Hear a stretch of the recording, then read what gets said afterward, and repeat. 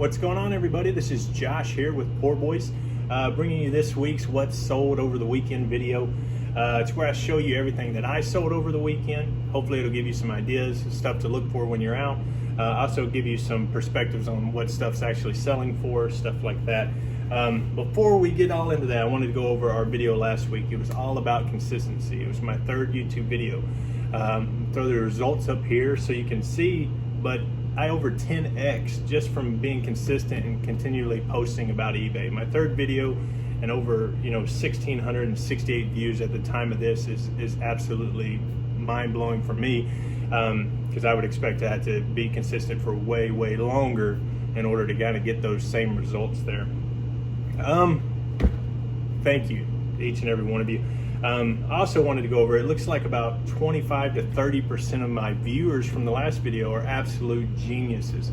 Now, the rest of you aren't necessarily not geniuses, but these people definitely are. And the reason they are is because they watch till the end of the video, and the end of the video is where I produce and put out the best content. That's where I'm talking about what I'm doing with my business, some ideas to grow, and different opportunities we may have as resellers out there. And today, actually, I've got a couple pretty good bits of information that I think may definitely help you grow your business. If nothing else, it might be some new opportunities for you to source and stuff like that. So be sure to check around till the end, and I'll give you all that information. Now, today's topic of choice, I gave you last time the 3 rules to live by, right? The 3 rules for your business and for your life that'll make it more successful and more valuable to you. Last week was consistency.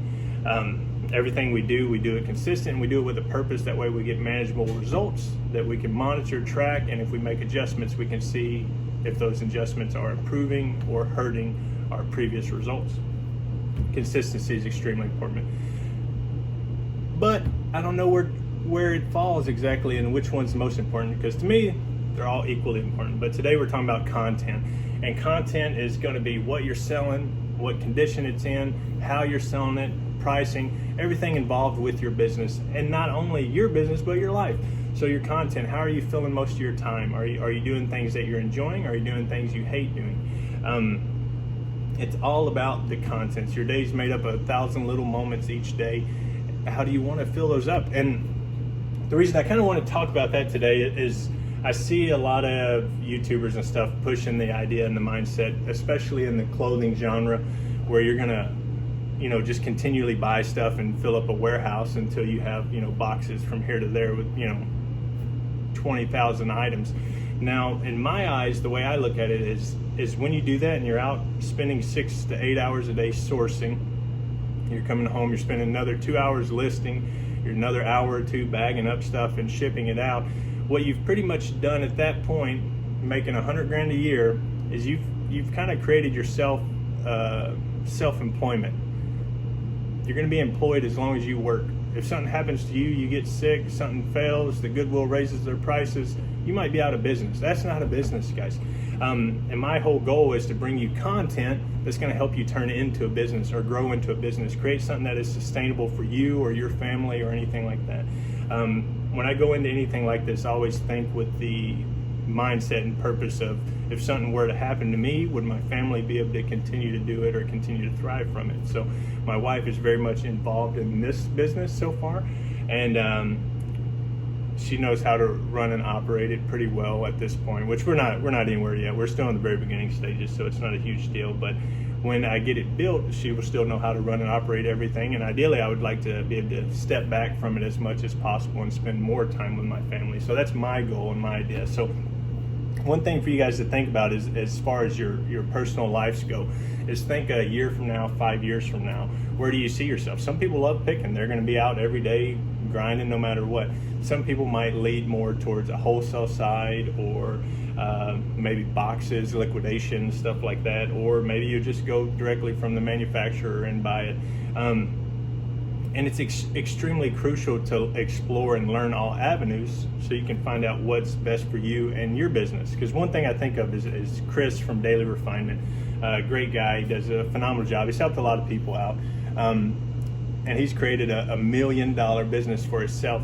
Now, the difference between what he's doing and what he's teaching you is drastically different, because he is in the wholesale business. So he's selling mostly to resellers at this point in time, and he's teaching you how to be an eBay reseller. So he's teaching you how to grow a $100,000 business, but he is operating $1 million business. He's not teaching you where he's getting his stuff or how he's getting it or anything like that. So it's kind of very limited. And the reason I say that is I watched Whatnot. He always runs Whatnots, and I do hop on there pretty often and watch and see if there's anything I can snag to sell. But he was running Travis Matthews polos, right? New without tag Travis Matthews polos. He was selling them in groups of 5. The majority of the people watching his show are resellers. He's selling them groups of 5, and they're going for about $140, $150 for 5 new without tags Travis Matthews polos. So the people are paying, $25 to $30 a shirt. They don't get to pick whichever ones he picks. Great deal if you're wearing Travis Matthews. That might be a great buy for you. If you're a reseller, it's absolutely horrible. I recommend you look up the sold comps for new without tags Travis Matthews polos, and there's no profit to be made there at that price point. And my mindset, the way my mind works, is I instantly think, well, these shirts are about $50 to $60 new. If I buy them directly from Travis Matthews, they're probably about $25. So if I was even thinking about entering that realm, I would just reach out to Travis Matthews and get a wholesale account and probably buy those shirts for $25 new with tags in bags, shipped directly to my house for me to resell.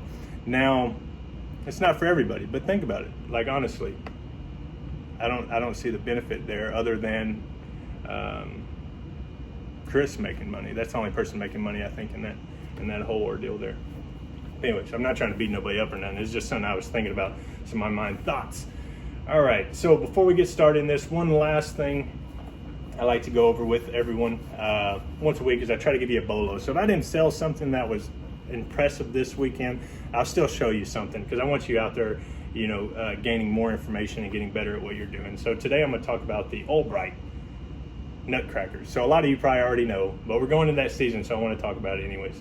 Christian Albright, they make these little wooden handmade nutcrackers. You'll find them pretty often. The last one I found, I'll throw the picture up here, actually was in the bottom of plastic barrels, and I think it was like $3 to fill a bag at this yard sale or something, and I was digging through these totes and I found it, and I was like, oh, sold pretty quick. We're going in that season though where these will sell really fast, and it's not just the Albright. Albright is probably one of the most desirable, I think, to look out for. But there's also Steinbach, a few other brands out there, and I'll try to throw a few pictures of those up as well. If you get the Steinbach or anything, I would definitely check comps, because they can vary from $15 to $300. But with the Albright, what I noticed is researching this one, a lot of them are different. They have the same styles, but there'll be little features changed and stuff, just depending on who was that made it. But they all have the stamps generally on the bottom, and they come in a range of sizes from 11, 12, 13, I think, and like a 15-inch version. Once again, I think it's just depending on who made it. And the reason I tell you all this is because if I tell you stories about something, you're more likely to remember it than if I just, say, hey, check out Albright. You ever see that? Pick it up. But this was a small mining town that kind of went out of business. They lost the mining opportunity, I guess, and they tried to be creative and try to figure out ways to make money. They created these. They started making them, doing really well. What was it? Something happened. Let me see here. Oh. After World War II, the family was actually forced to move away from where they created the business and everything, and they kind of restarted it elsewhere. When their son got older, he actually returned and bought the business back. So it's kind of unique, kind of cool. There's a lot of comps out there for you to check. It doesn't have a phenomenally high sell-through rate right now, but as we get closer to Thanksgiving, Christmas time, it will definitely pick up. So just be on the lookout. Albright, super, super cool. All right, so we'll jump on into our orders here. Oh, going back to the content real quick. One thing I wanted to ask you guys is the week's focus is content. So I want to produce the best content I can for you guys and make sure I'm giving you something valuable to enjoy and listen to. I specialize in business. ran a lot of different businesses. Usually I've been working full-time while operating multiple businesses at the same time. So this is the first time I've actually been able to sit down and just focus on one thing and try to grow it. So it's going to be pretty phenomenal. But if you have any ideas or questions or anything like that you would like me to put out or produce, please just drop it, down in the comments there, and I'll read it, and I usually will respond to you. But I want to get more into the business side of it and show you guys how to grow and operate it and continue to grow in different avenues that you may be able to take. But anyways, getting into what's sold. First thing here, actually sold this morning, these just red and white Adidas shorts. These are actually new with tags. I found them at the bin. They're used size. I wouldn't normally pick them up, but new with tags, I'm not gonna leave them there. The next thing is 2 by Vince Camuto, which I actually listed this yesterday, and it sold probably within 2 hours, but it's just a solid little black turtleneck. I'll show some pictures up here too. Turtleneck tank top, nothing special about it or anything like that, but it literally sold within an hour or two, so must have had it priced well or something. Polo Ralph Lauren sweater. I think this is my first or second sweater so far this year for Polo, but I actually have been stocking up on these at the bins the last few months, so I've got a decent inventory of them. I think they should move pretty quick. The next one is an absolute great brand to pick up, but it's so, let's see, it's so hard. Ted Baker, it's right on the label there. Ted Baker, this is like a little watercolor sweater. I picked it up at the bins, I believe, and this, it's not super, I'm kind of let down by it. The piece is beautiful, don't get me wrong, but it was extra small, so it's just not a lot of huge market out there. So I actually took the best offer on it and moved on, but great brand to pick up. Next is another same day sale. And this is another reason I know eBay throttles your views and everything, is yesterday I sold majority of the stuff within like 1 hour. There's like one little 1 hour time block where it's like bling, bling, cha-ching, cha-ching, cha-ching. I don't know. And half of it was stuff I just listed yesterday, but this was a Williams Bay chambray denim long sleeve shirt. This is definitely probably a vintage one here. It was missing the second button, which I got a picture of it too. It's missing the second button on it, and I sold it for what I think $15 best offer, but it sold within an hour or two. So chambray, still popular, still in style. Next to these Polo Ralph Lauren swim trunks. My local shirts thrift store is actually, they had their swim stuff for 50 cents because summer's almost over. So I picked these up. They're very like Hawaiian, tropical, but they're very light colored, soft. It reminds me of vanilla. I don't know what, just the color of vanilla. Let's see. This one is definitely not a bolo, but Old Navy is everywhere, and this just shows you that it does sell. This is just a little simple Old Navy romper, black and white stripe, nothing fancy, nothing crazy. Still sold, best offer there. These are a great buy. American Eagle, the plaid patchwork shorts. Takes you right back to 2003. You're super cool, right? These sell phenomenally well. They're super popular. These sold within a week, or actually 2 weeks, these guys, but I had them listed for all the money, so I expect that.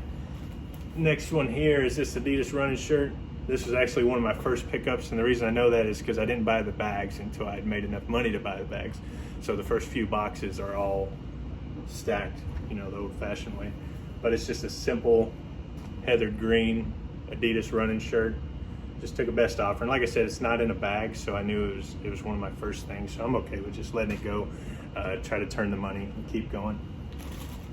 And then next was a Nike running thermal fit, which I'll throw the pictures up there, but it's got like an octagon, almost thermal weave on the inside of it. It's pretty impressive. It's a nice little running shirt. Picked up at the bins. The bins is about the only time I pick up the Nike and Adidas and stuff like that, and it's just because it's so lightweight and cheap. It's gonna cost me $1.50 maybe. It's not it's not too bad. And that is it for what sold for me. Now I'm going to go into kind of where I'm at with the business and where I'm planning on doing this week, and then some of the stuff I learned about. So first I'll cover the stuff I learned about this week that may benefit you and can help you grow your business. So there's two different things. One is I went to the local church thrift store, I guess. It's not consignment, it's just a thrift store. I went to them and looked through their stuff, and they have, pretty nice stuff. I'm able to find quite a few decent things out of there. It's still definitely small, but it's nice. They don't have laundry equipment. They don't have anything like that. So if it's dirty, it's stained, it's super rough looking, they just throw it in a pallet and get rid of it. And I assumed this just by looking at everything in there. And so I started talking to them and stuff, and they said a company out of Clarksville, Tennessee actually comes up and picks up a pallet like once a week of everything that they don't want to sell in the store because it has a stain, a hole, or whatever the case is. So I'm trying to work with them to actually see if I can get in there and just dig through that stuff before the company comes to pick it up, and offer them, 50 cents a piece or $1 a piece or something for the items if I find anything that I want. I don't see any reason why they wouldn't do that. Conversation went a little weird. I think the guy was thinking I wanted to buy everything, like take over for the Clarksville company. So I have a talk with the board, I guess, or something, but that was not my intent really. I just want to dig through it. But that's something you can think of, because these companies are out there that are buying directly from them everything that they don't want. The same with a lot of other companies out there, Salvation Army, smaller consignment stores. One of my other consignment stores actually just donates all their stuff to the Salvation Army. After it doesn't sell for like 6 months, they just donate it all. And that's the bag sale I go to, where I dig through everything and I fill a bag for $5 once a week. That's a pretty good deal too. The other was I actually went by the Salvation Army and I dropped off some stuff. And while I was dropping it off, I talked to the people back there, just a casual person. I'm dropping some stuff off. Like, oh, you have some really cool stuff here, I would like to, I was thinking about maybe getting a, part-time job here or something, just so I could dig through stuff. And they're like, oh, you can do that. You can do that. I was like, cool, man. I was like, but I would want to take everything home. I want to dig through it for stuff for myself, not for you guys. Really. I just want to do it for myself. It's like, oh, you can do that too. And there's two people there, and they both immediately like, you can do that. And I was like, oh, really? So they accept part-time volunteers, of course, no problem. And you can pick your own hours, and you can pick your days of the week. So if you went to Salvation Army, you could talk to them and say, hey, I got some time on Sundays or Mondays, and I want to come donate, 2 hours of my time, and I'll help you sort through stuff, and maybe I'll find some stuff for myself, stuff like that. But anyways, that's an idea. And 2 hours of your time, you can go there, dig through some stuff, find some stuff for yourself. They'll cut you a deal. I don't know what kind of deal it would be, but I imagine, $1 a piece or 50 cents a piece or something, or probably not even, just depending on who you work with, I guess, and what kind of situation. But I think very well you could probably take home a lot of stuff for free or very little to no cost. So I think those are both kind of great opportunities there. Man, there's so much stuff I want to tell you guys and talk about, but I feel like a fire hydrant just wide open when I turn this video on. So I try to keep myself from overwhelming with information or anything like that. The sales this week were actually surprisingly slow, unfortunately. I did get top rated seller status yesterday. Now, I'm always excited every time. I think it makes me feel better when I get it, but this is probably like the 7th time I've had it, honestly. So it's not a huge accomplishment, but I feel good, and supposedly I'm supposed to get a boost in my rankings and stuff like that, so we'll see. But this week I plan on going full poor boy mode. And if you don't know what full poor boy mode is, that's where you have less money than your bills coming up, but instead of trying to save that money, I'm gonna go buy a whole bunch of stuff with it and try to flip it as fast as I can to make more money to pay my bills, plus give us a little extra cushion.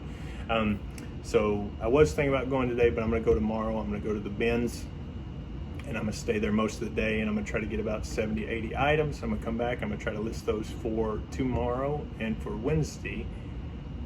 For Wednesday and for Thursday, and then Thursday I'm gonna go back to the bins, do it again, and I'm gonna try to get enough stuff for Friday, Saturday, Sunday, and then Saturday and Sunday I'll go hit yard sales and stuff again. But I'm gonna try to go. I've been listing consistently at 15 a day, But the only changes I'm seeing really with eBay so far, it's not really the amount of items I'm listing.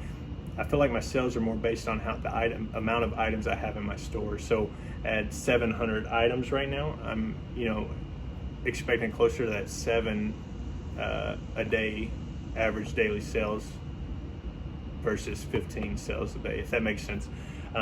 So in order to get 15 sales a day, I think I need to be closer to 1,500. And this is where eBay and a lot of the YouTubers wear people out, because they don't set those expectations up for most people going into it. So, you go into it with the highest of hopes, like everybody, especially if you're a get rich quick kind of person. But that's not how this works, and it's not how it will ever work, because you're building a business, you're building a reputation, and you got to imagine yourself. The way I look at it is pretend you're having a garage sale, and everything that you have listed on eBay right now is in your garage sale. So the smaller the garage sale, the less sales you're going to have. The larger the garage sale, the more sales you're going to have. So growing your store is absolutely going to help your sales. And I'm gonna test it this week. I'm not gonna double my store sales or my size, but I think it'll probably go up, 300, which is, almost half of my store. And that should definitely increase some sales, I'm hoping, this week. Let me see, what else is there? Just moving stuff around here. I haven't really bought too much for the store. Steady surviving and selling. But I think that is about it for today. If you have any questions, comments, anything like that, you want to talk about anything, in particular, please just drop it in the comments. I'll be more than happy to get to you.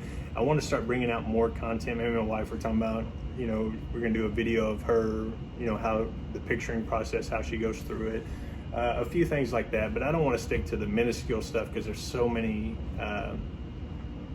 options already out there available. If you want to learn how to do anything, there's probably 30 videos on it. But nobody's really teaching you how to grow the business side of it, which is very unfortunate, because I don't think the majority of people want to have just a warehouse full of boxes. I don't. But getting there, this is the ultimate, startup hustle, where you can turn nothing into something, and that's what I'm doing. So I appreciate it very much. Appreciate all your support, guys. Thank you very much, and I'll talk to you again next week at least.